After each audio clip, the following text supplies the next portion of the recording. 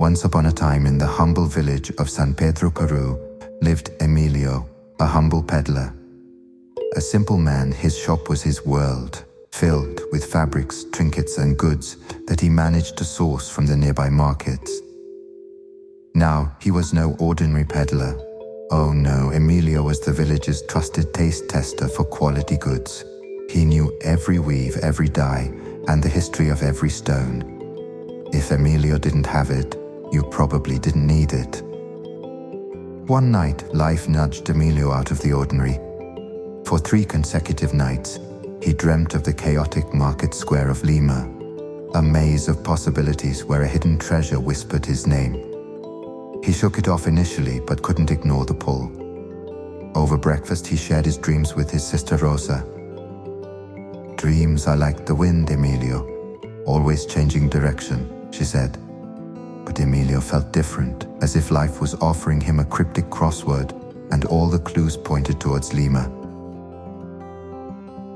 Lima, the place of his nocturnal visions. He arrived and it felt surreal. But as days went by, the allure slowly began to fade. Each dismissive laugh, each puzzled look at his questions, snuffed out his enthusiasm like a candle in a gusty room. Doubts crept in. What if I'm a fool on a fool's errand? He thought. Standing in the market square, he realized he was a needle in a haystack, and his haystack was enormous. Just when he thought he was chasing shadows, he met a police officer near a statue where he'd stopped to rest.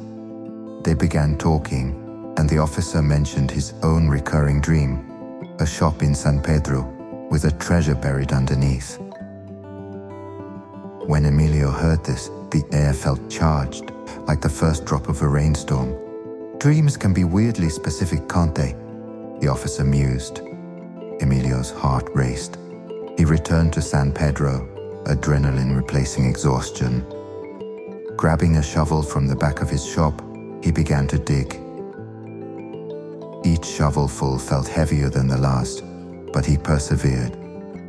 After what felt like an eternity, the shovel clanked against something hard. His eyes widened, not with disbelief, but recognition. His role as the village peddler was now part archaeologist, part fortune hunter, and when he hit something hard, part millionaire. Underneath the floor was a box of gold and jewels, a treasure so stunning it was like the Andean sun had set inside his shop. For Emilio, life in San Pedro changed after that. The people looked at him not just as a peddler and trusted taste tester, but also as a well of wisdom, a man who touched the edges of a dream and made it real.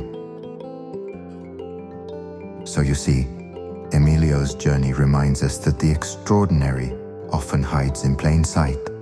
He'd had the treasure all along, buried beneath his floor, but it took an extraordinary event to get him to dig. Sometimes the whisper of dreams and inklings deserves more than a passing thought. They're the fragile seeds of legends yet to blossom.